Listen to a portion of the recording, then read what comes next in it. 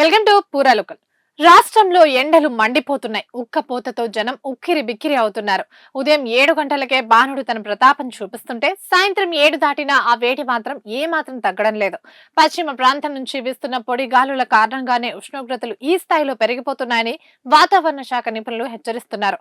ప్రస్తుతం ఉత్తర తెలంగాణ జిల్లాల్లో పరిస్థితి అత్యంత తీవ్రంగా మారింది. నిన్న ఒక్కరోజే రాష్ట్రంలోని సుమారు 6 జిల్లాల్లో 45 డిగ్రీలకు పైగా గరిష్ట ఉష్ణోగ్రతలు నమోదయ్యాయి. ఈ 6 జిల్లాల్లో వడగాల్పుల తీవ్రత ఎక్కువగా ఉండడంతో వాతావరణ శాఖ రాబోయే 2 రోజులకు రెడ్ అలర్ట్ జారీ చేసింది.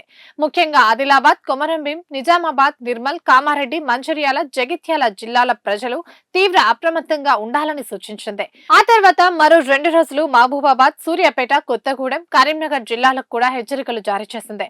ఇక భాగ్యనగరంలోనూ ఎండల పరిస్థితి తీవ్రంగా మారింది. హైదరాబాద్ లోని మొత్తం 30 సర్కిళ్లలో దాదాపు 12 సర్కిళ్లలో 42 డిగ్రీలకు పైగా ఉష్ణోగ్రతలు నమోదయ్యాయి.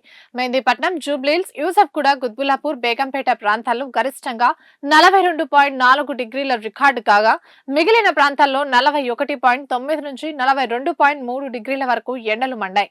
అయితే కాంక్రీట్ జంగిల్లా మారిన నగరంలో అర్బనైజేషన్ కారణంగా బయట తిరిగే జనానికి మాత్రం ఈ వేడి ఏకంగా 45 డిగ్రీల కన్నా ఎక్కువగా అనిపిస్తోందని నివేదికలు చెబుతున్నాయి.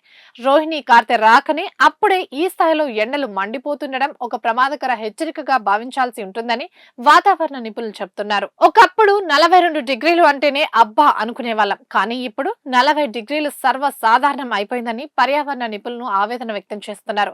ఇప్పటికైనా ప్రభుత్వం, ప్రజలు కళ్లు తెరవకపోతే భావితరాలకు కోలుకోలేని నష్టం జరుగుతుంది. కానుక లాంటి మొక్కలను పెంచడం ద్వారా 6 నుంచి 8 డిగ్రీల వరకు ఉష్ణోగ్రతలను తగ్గించవచ్చని నిపుణులు సూచిస్తున్నారు. ప్రకృతిని కాపాడుకోవడం ఒక్కటే ఈ హీట్ నుంచి మనల్ని మనం రక్షించుకునే ఏకైక మార్గం. ఎండ తీవ్రత దృష్ట్యా ప్రజలు మధ్యాహ్నం వేళల్లో అత్యవసరమైతే తప్ప బయటకు రాకూడదని, తగిన జాగ్రత్తలు తీసుకోవాలని వైద్యులు సూచిస్తున్నారు.